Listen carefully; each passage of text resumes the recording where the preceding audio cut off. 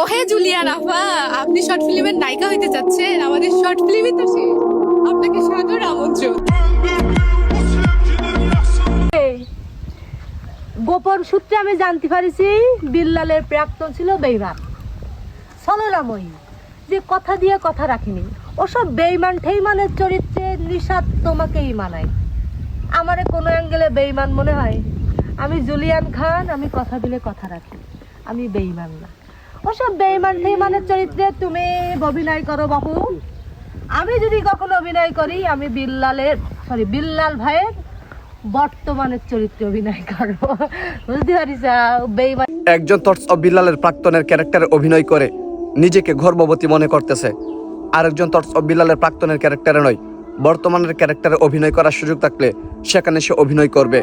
তার মানে বর্তমানে থটস অফ বিল্লালের বউ আছে, সে থটস অফ বিল্লালের বউয়ের জায়গায় গিয়ে মারা খেতে চাইতেছে।